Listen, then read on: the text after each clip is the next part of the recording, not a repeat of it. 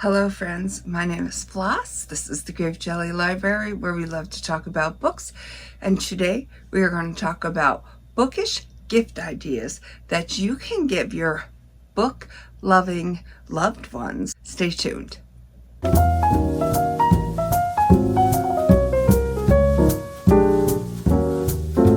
First off, thank you for joining me. I always look forward to your visit. Second, before me, I have a mess of items scattered around on the floor, but you know, all of them worthy of gift giving. And I think that any one of these ideas that I have before me would suit the book lover in your life. Where do I start? I guess anywhere is, you know, as good as gold. So let's start with a good old book bag. A bookish related book bag is always a wonderful gift. I carry a lot of stuff back and forth with me to work, and I am always looking for a cute little tote, and I think this one is adorable. I got this at Barnes and Noble. I will post a link in my description where I got everything from. So these are always fun. And most of these, if not all of these gifts, were under $20. I think there's only one item that was a little bit more than 20. The second idea I wanted to bring to your attention is puzzles. Puzzles are a great thing to have handy. I have them scattered throughout the house. I like to know that when the winter sets upon us, I have plenty of winter activities to do. And I'm not kidding you. If somebody had like maybe 3 of these logic puzzles or crypto quotes, or you know, or are they cryptograms, in a like a nice little red bow, I'd be like, well, what do we have here? I love a good puzzle, and I love to try and solve, you know, whodunits and that kind of thing. Logic puzzles through deducing or reduction. I love to try and figure that kind of stuff out. So that is always a handy little option. Now, the next thing I'll say is I'm a pen fanatic. Pen, marker, highlighters, you name it. I love them. And, you know, a pencil case just isn't going to do it for me. It's just too little, and I need something more substantial. So, I found this at going through the checkout of TJ Maxx, and I am no stranger to a makeup bag. I never use them for makeup. I don't carry makeup with me, but I do carry a ton of highlighters and markers and pens with me, and I love a good tortoise shell. So I picked this up, and I have it jam-packed with highlighters, pens, what have you. Way more than I'm ever going to need in my lifetime. And then, of course, I always have some sort of lip balm on the ready. I feel like I always need one of these when I'm reading, because it just drives me crazy if my lips aren't feeling moisturized. So this one is CoverGirl Clean, Fresh, Yummy Gloss. But anyways, all right, so make a bag as a pencil case. Great idea. This one might seem silly, but really it's not.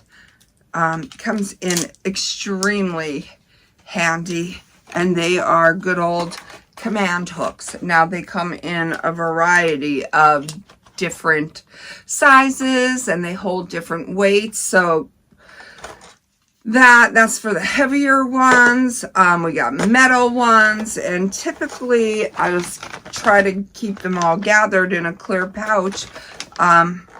But they come in super handy because then you could do fun little things like hang your pictures on your bookshelf, dress them up, and change it out in the season if you want. But nice little stocking stuffer that, you know, who would have thunk that something like that could come in so handy. And, you know, they'd be like, real command hooks? But I'm telling you, once they use them, they're like, oh, you know what? That was a great little gift.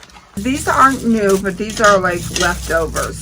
So these are super fun. I got these off of Amazon, and they are, if you're having a get-together or some sort of festivities and you need to mark food items or places where people are going to be sitting.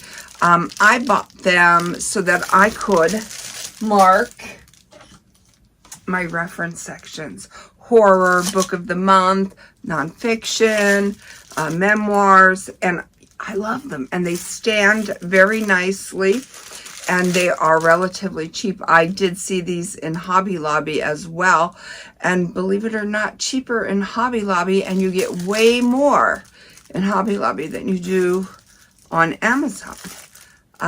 But it's a great little stocking stuffer for the book lover in your life. Also, a lot of us have these utility carts where we keep our books or our crafts or whatever. In Michael's, I saw these little plastic snap-on. It comes 3 to a pack, and they snap on the tiers of your cart. You can label your tiers like to be read, or if you have a YouTube channel, books to showcase next video, you know, whatever. You can do a ton of creative things with these. If you have a Cricut, you can just use a dry erase marker, a chalk marker. You could put cardstock and then maybe like a solid piece of paper or whatever, and Velcro the solid piece to the cardstock, and then just change out the paper, but leave the cardstock backing there, or change it out with the seasons. There's a ton of stuff you can do. They're pretty sturdy, and I don't know, I think they are a cute little stocking stuffer as well. I'm a sucker for a pom-pom. I love pom-poms. I also love wine. So if I see a pom-pom, I'm buying it. So we have this fun little pom-pom wine stopper. I got this off of eBay, and you know, I was like, you know what, do they have any more? I got another one, and I gave it to my friend Stacy. She likes wine too, and who doesn't like a fun little pom-pom to keep your wine fresh? Here's a black pom-pom that I got, and I got this because I have this little canvas book cover so that you can transport your book in the rain, in the snow, in the less desirable weather. She is too fond of books, and it has turned her brain. So this little boing boing elastic will come over this button, and it will secure your book. But I'm gonna just take it a step further, and I'm just going to put that pom-pom right there. I feel like that kicks it up a notch and just makes it a little bit more fun. A lot of us have e-readers, and some of us are like dedicated to them. They swear by them. Sometimes when we get a little reading rut, you know, the excitement of a new book, a new cover, the new smell of a book is enough to jolt us and get us out of our reading slumps. With an e-reader, I feel like we're just, you know, looking at the same thing, feeling the same texture, whatever, you know what I'm saying. So sometimes it's fun to change them up, and they make so many. I feel like an e-reader cover is kind of like a mate. There is someone for everyone. Did I say that right? You know what I mean. There's a case out there that would tickle the fancy of anyone out there who has specifications. I like to swap mine out because they're relatively cheap. I have this beautiful gold one and this champagne, and doesn't that look like lovely together? So one is glittery, one is super smooth. And then sometimes I don't want a plain one. Sometimes I want, you know, a theme. And you can't go wrong with the book theme. So, you know, there's that. And then we have this cute little kitty cat. All the things that I love. Pens, books, animals, plants. Super cute. This is for the iPad. And this one, it kind of like does that, does that, does that. It does that so that you, let's see, can, yeah, do that. See? Okay, so these are fun, and they're relatively inexpensive to change out. And, you know, it makes you feel like you have a whole new electronic. All right, we're coming down to the nitty gritty. All right, so like these are super fun. They're filled with beans, soft. They go on your lap. You can shut your legs out, put your drink there, or put your pencil cup with your highlighters there. Keep your book open. Write, highlight, do whatever you're going to do because you have a nice flat surface to do them on. Barnes & Noble's. Relatively cheap. Now, if you don't like that version, we have this version. This is felt. It has a little notch that you can, let's see, pop it open. And storage. It's hard, so it's not going to collapse. Put your books, your highlighters, whatever in there. This right here is reversible, so you can put it this way and put your e-readers in this little slot, your iPad, whatever, even your pens, whatever. Or you can flip it and put it that way and then put your pens on this ledge, and then they won't go rolling all over the joint. And if you're a highlighter kind of person, or you like to mark your books, this is like perfect because you have everything you need at the ready in the little storage compartment. These are fun because sometimes we don't want fluorescent highlights. Sometimes we are, you know, working on an aesthetic. So for instance, if you are trying to gravitate towards, like I have an agenda and it's brown, and I don't want fluorescent colors in the agenda. I want something a little bit more sophisticated. So I bought chocolate highlighters. I think, I'm not sure who made them, but I won't say since I don't have them in front of me. Or do I? I don't know. Maybe I have them in here. Yeah, I do. So, oh, midliner, see? And they're like all the colors of brown, olives, kind of like earthy tones. So I use them. And then we have these fun little glitter ones. It is by the brand Faber-Castell, and this one is Shiny Silver and Pearl Rose, Glamorous Gold, and Brilliant Ruby. So sometimes we want something a little more sophisticated for our fancier books or for our agendas or what have you. And I feel these are like, you know, a cut above the rest. Barnes & Noble's. I saw these. I thought they were super cute. See that? What is that? It's whatever you want it to be. I'm going to use mine for a candle.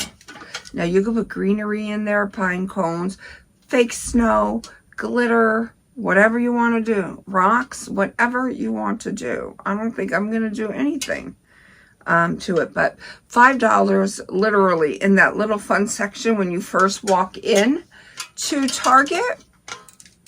So there's that, and there's that. So look at, like, for $10, that's a cute cutesy wootsy little gift item to decorate your bookshelves with, right? For the holiday season. And you can leave this up really all winter long, right? I recently met a friend through a friend, and you know, she crochets, and so I saw this cute little thing on Pinterest or something, and I was like, hey, I was wondering, maybe you could make me a couple, 2, 3 of these, you know, very specific. I wanted a Christmas one, I wanted a summer one, and I wanted a 70s vibe one. And this is what she came up with. And I'm like super excited to get them. This is my Christmas one. And what it does is it's a little pouch, and they stretch, yeah, to hold various sizes of books. And they just button up nice and neat. Like I said, I take my books with me, and sometimes it's rainy, or sometimes I don't want to get the covers ruined, or sometimes I throw my book on the front seat, and then when I go to get it, I'm like, it bent. If it's a soft back, the cover bent, and now I have a crease in it, and I don't like my books to be like that. So anyways, here's my 70s vibe one.